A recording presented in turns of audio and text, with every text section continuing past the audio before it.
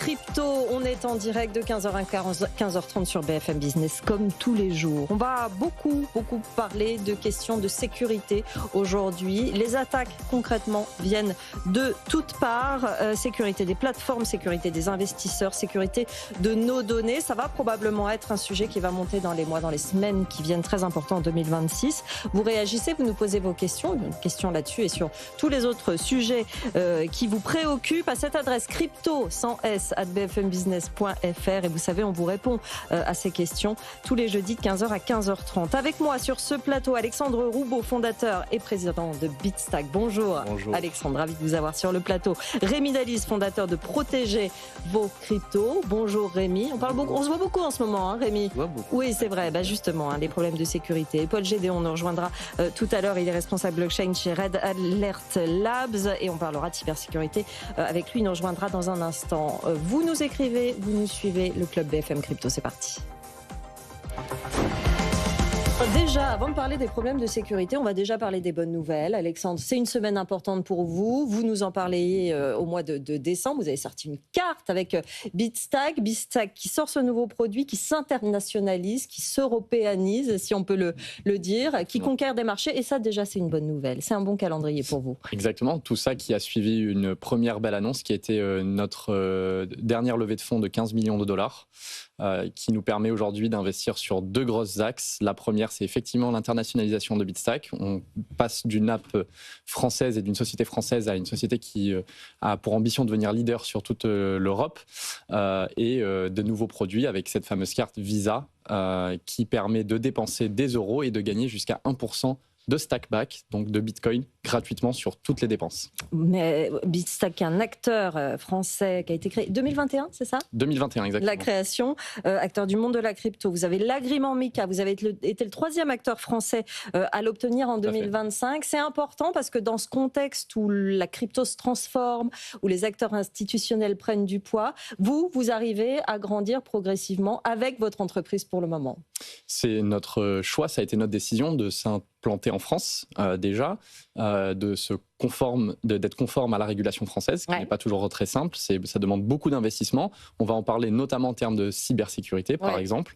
Ça demande des audits, ce qu'on appelle un audit PASI, qui permet de s'assurer qu'on assure la bonne conservation des fonds de nos clients et qu'on a toutes les protections et toutes les mesures en place pour assurer la sécurité des données, la sécurité des fonds et la sécurité de nos clients. Évidemment, vous l'abordez ce thème et c'est important. On va en parler avec Rémi Dalise qui est ici et Paul Gédéon nous a rejoint. Bonjour Paul, ravi de vous avoir sur le plateau, évaluateur en sécurité des objets connectés, responsable donc blockchain chez Red Alert Labs. Rémi, je commence par vous. Je disais qu'on parle sécurité parce que ce qui se passe et ce qui nous attend probablement est inquiétant. Il y a eu 3 attaques physiques en 3 jours sur des familles et des investisseurs crypto et des patrons crypto. Ça, c'est toujours les mêmes attaques. L'année dernière, il y avait déjà eu une vague très importante et il y avait eu des arrestations, mais là, ça recommence. Il y a des cyberattaques, les plateformes sont visées, les investisseurs sont visés physiquement et au niveau numérique. Est-ce que c'est plus grave qu'avant ou est-ce qu'on en parle davantage ? On est dans quelle situation sécuritaire par rapport à ça ? J'ai envie de dire que c'est un peu plus grave qu'avant. Oui. Et que tout type d'investisseurs, sans rentrer dans la psychose et la paranoïa, est visé, quoi. Si on se rappelle 2025, on parlait de grands patrons crypto. C'était David Ballan, associé de Éric Larchevêque, qui est visé. Ensuite, on a eu, alors je n'ai pas l'ordre, mais une tentative de kidnapping sur la fille d'un autre patron crypto, Pierre Noisa. Oui. Là, on voit en fait que dans le profil des personnes qui se font attaquer, on n'a pas forcément des gens qui sont exposés médiatiquement, qui ne sont pas forcément reliés par leur profession à la crypto et qui ne sont pas forcément très bavardes sur les réseaux, sur ce qu'elles ont fait grâce à la crypto. Donc ça veut dire que les canaux d'information qui permettent de cibler ces personnes-là, ils ont changé et que maintenant, la menace va gronder sur des personnes moins exposées, mais dont le capital, les données, les adresses ont fuité, quoi. Donc, c'est assez préoccupant. On va revenir dans un instant sur les attaques de plateformes, les attaques des fonds, les vols de données. Mais justement, là, comment on les cible ? Je veux dire, comment on a ces informations ? Comment on les retrouve ? Comment on sait qu'ils ont de la crypto et combien ils ont en crypto ? Comment ça se passe ? Alors, il y a de la spéculation autour des données qui sont accessibles, mais souvent, c'est quand même le croisement de différents leaks de données qui permet d'arriver. C'est un peu comme si vous aviez différentes pièces de puzzle. Vous vous connectez à un compte avec une adresse email. Votre adresse physique est enregistrée sur une autre plateforme pour un besoin, la livraison d'un colis ou tout simplement votre résidence fiscale. Ces données, en fait, fuitent régulièrement. C'est souvent public, parfois ça ne l'est pas. Et en gros, ça circule ensuite sur le dark web. Vraiment, je caricature, je résume. Et c'est le croisement, en fait, d'une adresse email ici, d'une adresse physique là, qui permet de cibler des personnes dont on peut soupçonner qu'elles ont de la crypto. Ensuite, comment arriver à savoir qu'elles ont tant de crypto ? Donc là, encore une fois, il peut y avoir des fuites internes dans certains endroits. Il y a des menaces en ce moment, alors je ne veux pas tirer de conclusions et ce n'est pas à moi de le faire, mais on a parlé récemment d'une personne du fisc qui avait donné des informations. Qui a été jugée la semaine dernière. Qui a été jugée la semaine dernière, qui a des criminels. Et on a également des applications dans lesquelles vous avez en fait des patrimoines crypto qui sont référencés parce qu'elles vont permettre de faire du tracking, en gros de suivre l'évolution de votre portefeuille ou potentiellement d'aller vous aider en fait sur votre fiscalité. Il suffit d'un leak également dans cette base et là on peut recroiser forcément ce qui manque dans l'équation, c'est-à-dire le patrimoine crypto. Et ensuite vous avez des personnes qui sont encore peut-être pas parmi celles qui sont aujourd'hui qui ont été attaquées, mais vous avez eu une mode à une époque des NFT où en fait les adresses publiques, donc les adresses de vos wallets sur X, anciennement Twitter, circulaient quand même pas mal. Et là aujourd'hui c'est comme vous balader en disant mais voilà ça c'est mon RIB, et on peut voir ce qu'on a dessus parce que tout est public. Ouais. Vous avez des tas de raisons en fait et des tas de façons d'arriver au patrimoine de quelqu'un en crypto. Là, on parle des attaques physiques, mais on voit que c'est lié à finalement des pertes de données, des attaques sur les données. Paul Gédéon, vous, qu'est-ce que vous identifiez comme risque de cybersécurité spécifiquement dans l'univers des crypto-monnaies ? Donc, si je veux résumer un peu les risques de la crypto, je peux les catégoriser en 5 grands risques. Oui. Donc, premièrement, on a le risque de l'architecture de la crypto, qui est attaqué directement le corps, la base de cette architecture, de cette infrastructure. Ici, on dit que c'est très difficile, c'est très compliqué sur les grandes blockchains parce que on a besoin de ressources et on a besoin d'extrêmement beaucoup de ressources électroniques. Donc, on peut peser vers des milliards de dollars.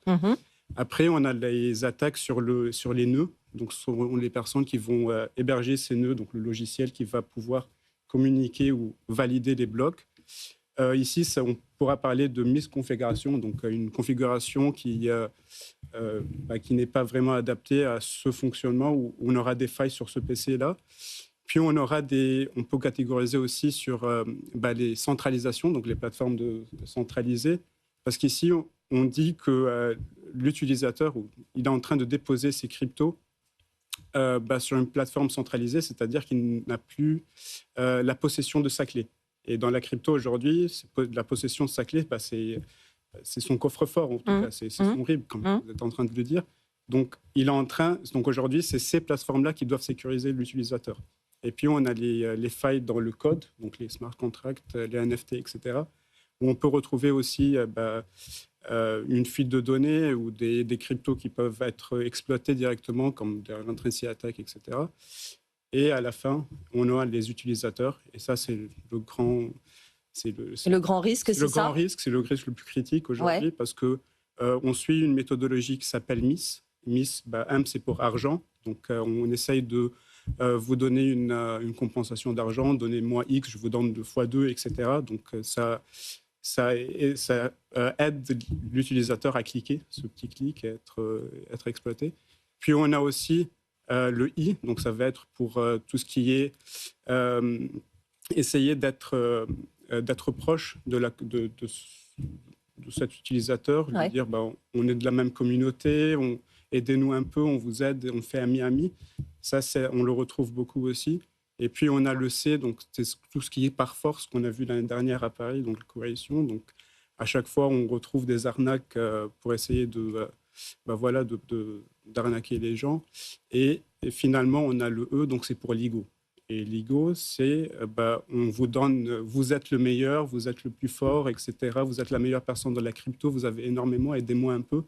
Donc ça, on le retrouve aussi. Donc comprenez ces biais humains ça comprend comment on commence à récolter les informations sur la personne. Le risque est multiple, en fait. C'est ça qui est incroyablement inquiétant, je dirais, dans l'évolution d'un système qui est quand même un système à la base où il y a énormément d'argent, comme tous les systèmes où il y a de l'argent, ils sont attaqués. Moi, ce que j'ai envie de vous demander, Alexandre, en tant qu'acteur qui fait en sorte d'avoir un business model performant, de pouvoir aider les investisseurs à les acculturer à la crypto, au secteur, d'être conforme à MiCA.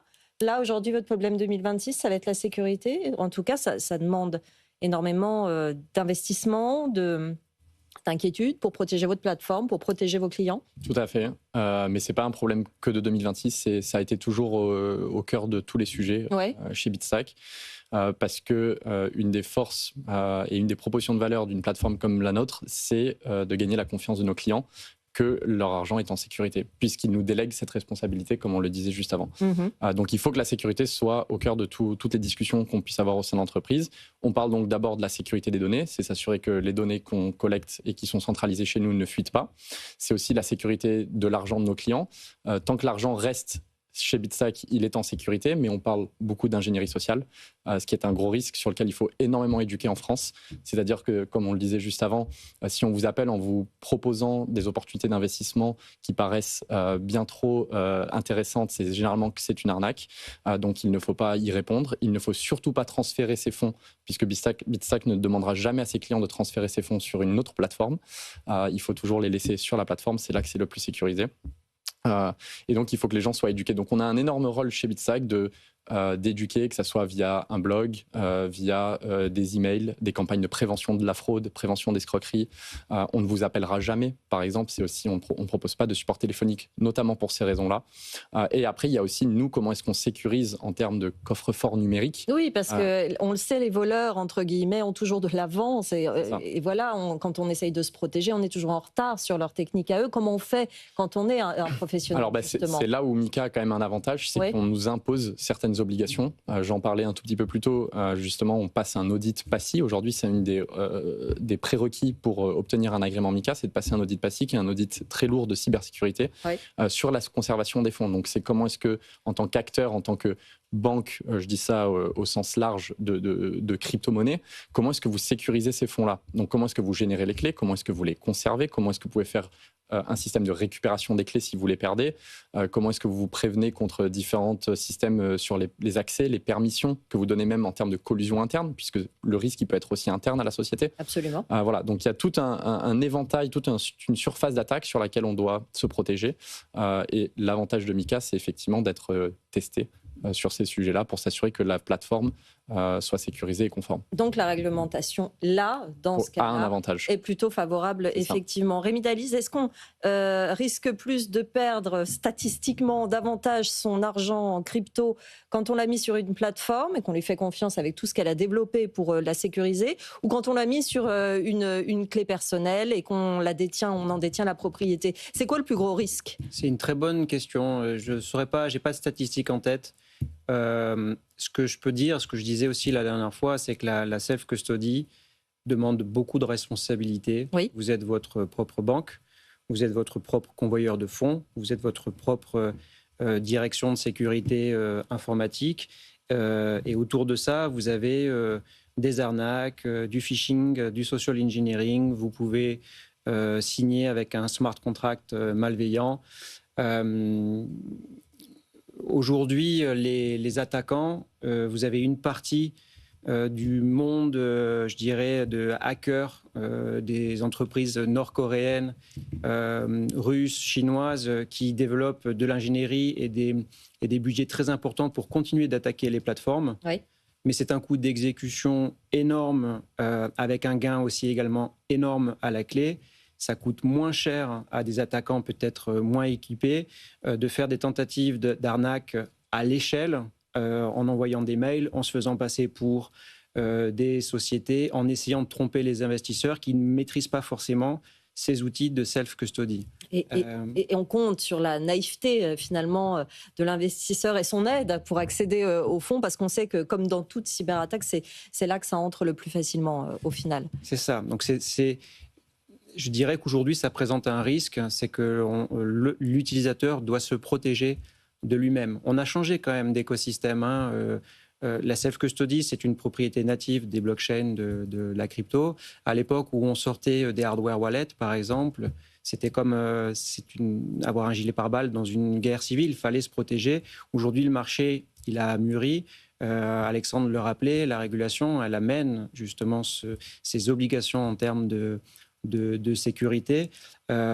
Aujourd'hui, il faut être vraiment vigilant à ce qu'on comprend en fait de la self-custody et de cet écosystème qui peut être assez agressif et des risques qu'on prend à être sa propre banque, quoi. Paul, les attaquants, c'est qui? C'est les États, on a commencé à dire, certains États qui mettent de l'argent, la Corée du Nord est passée professionnelle là-dedans, mais c'est quoi? Ça peut être des entreprises concurrentes, ça peut être... Parce que les attaquants là, qui attaquent physiquement, en général, ils n'y arrivent pas à accéder aux... Donc eux, ce sont des amateurs, pour le coup. Enfin, on a affaire à qui? On a affaire à une multitude d'attaquants différents?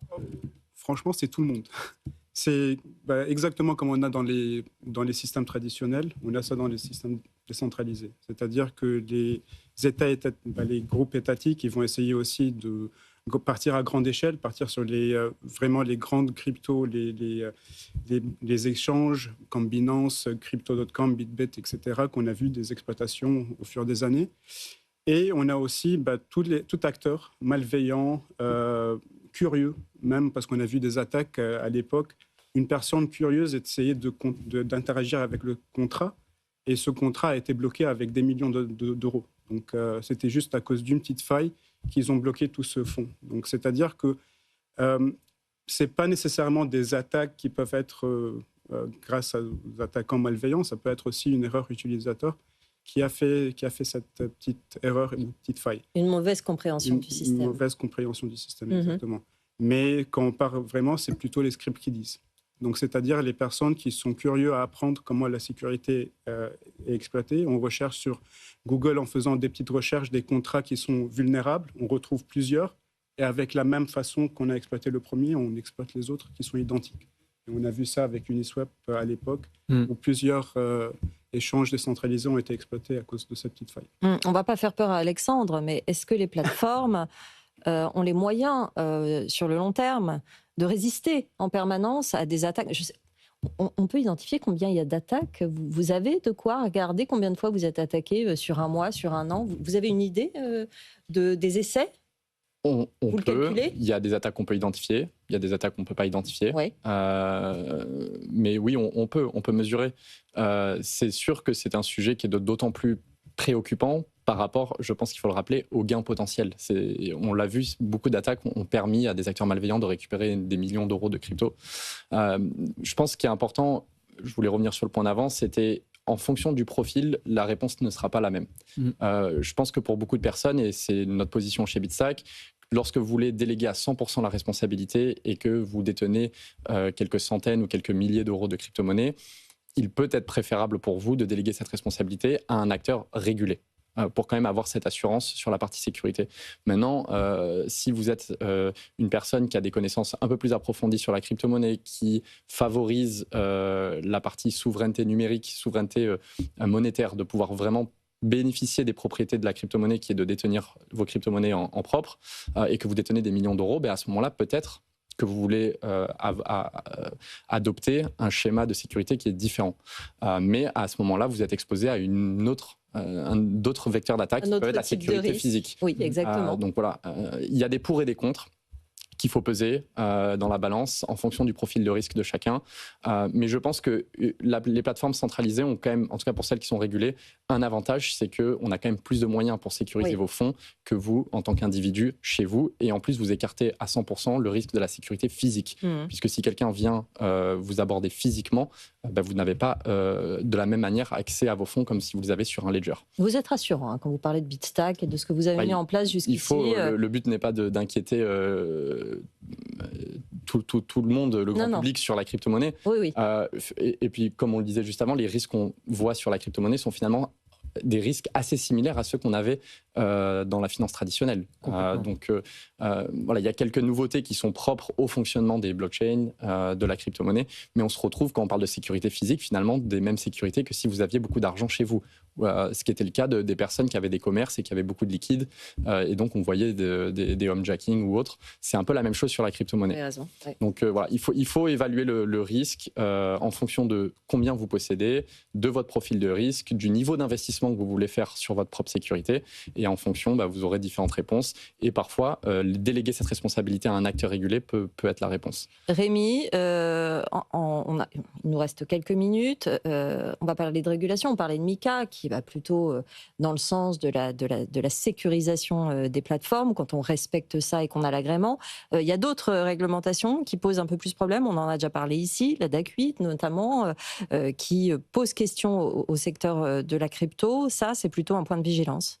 C'est un point de vigilance, c'est le point de vigilance de la donnée que normalement on ne vous oblige pas en fait de donner. DAC 8, ça fait partie de la réglementation, c'est de la coopération fiscale internationale, ça existe dans les flux financiers traditionnels. Exactement. Donc on pouvait l'attendre, c'est un marché de la crypto qui est en train d'être régulé, donc c'est tout à fait normal d'avoir un DAC 8 qui a émergé.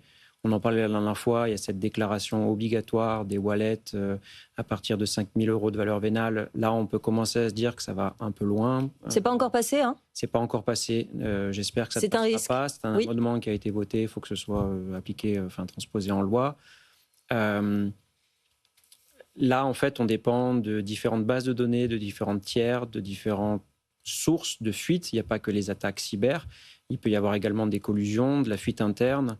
Ça fait beaucoup pour quelqu'un qui possède de la crypto, se dire je dois... tout le monde n'a pas un master en sécurité, tout le monde n'a pas un master en sobriété numérique, tout le monde n'a pas forcément le recul de la confiance qu'il donne à un tiers, donc c'est un risque, oui, croissant. Tous ces éléments de puzzle, une fois qu'ils sont rassemblés, c'est des cartes au trésor pour aller cibler des personnes qui sont plus vulnérables que d'autres, quoi. Pour finir, on va essayer de donner des conseils, Paul, sur les bons gestes à avoir. On a dit que les plateformes, elles faisaient le travail, quoi qu'il arrive, en arrière-plan. On est investisseur, quand on a un peu de crypto, ou beaucoup d'ailleurs, c'est quoi les bons gestes à avoir pour un petit peu sécuriser son environnement ? Bon, déjà, c'est faire attention au social engineering de plusieurs manières. Donc, comme vous êtes en train de le dire, donc normalement, on n'envoie pas de mail en demandant votre clé ou votre email ou n'importe quelle information qui peut vous retourner vers vous. Donc ça, c'est des choses que les plateformes ne vont jamais faire. Deuxièmement, quand on interagit avec des contrats, normalement, on donne une permission au contrat de pouvoir utiliser notre fonds basé sur une limite. Normalement, c'est illimité. Donc aujourd'hui, on commence à revoir qu'il y a des limites. Mais à chaque fois qu'on utilise, on interagit avec un contrat, essayer de remettre cette initialisation à zéro. C'est-à-dire, on ne laisse plus ce contrat, même s'il est malveillant, de pouvoir interagir avec ma wallet. Et troisièmement, c'est bien sûr regarder la communauté. Si vous allez partir avec des smart contracts ou des projets de crypto, regardez s'ils sont déjà malveillants. C'est quoi la réputation? Si le business model derrière ce projet, il est unique. Est-ce qu'il réplique quelque chose qu'on connaît déjà? C'est-à-dire, plutôt on partira sur quelque chose qui est malveillant. Donc, il faut aussi avoir ce petit awareness autour de soi. Et les plateformes aussi doivent être régulées à chaque fois et avoir des audits sur les contrats. Et ça. Donc ça, ce seront les petits gestes pour pouvoir être sécurisés. Qui vont un peu sécuriser notre environnement et ne pas nous faire changer d'avis sur l'adoption des cryptos. Rémi, vos conseils pour finir, il reste 2 minutes. Alors, je dirais que selon la façon dont on conserve de la crypto, on peut avoir des approches de sécurité différentes. Si on va aller créer un compte sur Bitstack, et Bitstack fait de l'éducation là-dessus, il faut, lorsque vous donnez un email, par exemple, vous n'êtes pas obligé de donner un email nominatif. remidalize@gmail.com, un mail qui fuit, on sait que je m'appelle Rémi Dalize, que ça vient de cette plateforme, on peut soupçonner que j'ai de la crypto. Ce sont des petits exemples comme ça. Mettre en place systématiquement les features, les fonctionnalités de sécurité offertes par la plateforme. Des adresses de retrait qui sont bien identifiées, une politique de double authentification. Vous avez une application sur votre téléphone qui s'appelle Google Authenticator. Ça évite en fait, ça réduit les attaques, on va dire, par phishing et bien d'autres. Lorsqu'on est plutôt dans l'autre monde de la self-custody, où là, on doit assurer sa propre sécurité, c'est toujours à peu près pareil. Faites attention aux emails que vous laissez, faites attention aux contrats avec lesquels vous signez. Vérifiez bien les URL, la source en fait d'informations que vous avez. Lorsque vous signez, segmentez vos wallets par usage. Si vous allez faire par exemple des tests avec un nouveau protocole, ne le faites pas avec votre wallet principal, faites-le avec un petit wallet, un wallet de test, un wallet jetable. Ça vous permettra, si vous vous faites dérober vos fonds, de vous faire dérober qu'une partie des fonds. Comme vous êtes en self-custody, vous avez votre propre backup, les 12 ou les 24 mots. Ceci, il faut bien comprendre ce que c'est, que si un jour quelqu'un vous les demande, c'est comme si on vous demandait le code de votre carte bleue. Donc se mettre en tête que personne ne va vous demander ce type d'informations et que si on vous les demande, c'est qu'on est en train de vous arnaquer. Et j'ai envie de dire, alors c'est un conseil très vague, mais le mot fait peur, mais apprendre à être un petit peu paranoïaque. Oui, paranoïaque, bien sûr. C'est assez sain quelque part. Il y a beaucoup de façons de se protéger, de protéger ses données. Et ça va bien au-delà de la sécurité en fait de ces actifs crypto. C'est simplement son intégrité numérique, faire en sorte que nos infos se baladent pas partout. Quand je reçois ce genre de SMS ou de mail un peu suspect, je fais toujours attention au timing, c'est-à-dire que c'est pas moi qui ai été à l'origine de l'action, mais voilà, c'est arrivé à un moment que l'attaquant a choisi. Et je trouve que c'est quand même psychologiquement important de se dire que c'est peut-être une alerte et que quand il y a un doute, il faut faire très attention. Merci messieurs. On y reviendra sur ces sujets. Merci beaucoup d'avoir participé à ce dossier spécifique sécurité. Rémi Dalice, fondateur de Protégez vos cryptos. Alexandre Roubaud, fondateur et CEO de Bitstack. Paul Gédéon, évaluateur en sécurité des objets connectés et responsable blockchain chez Red Alert Labs. Merci à tous les trois, messieurs, d'être venus dans cette émission. Je vous laisse entre les mains de BFM Bourse. Passez une très bonne après-midi sur BFM Business.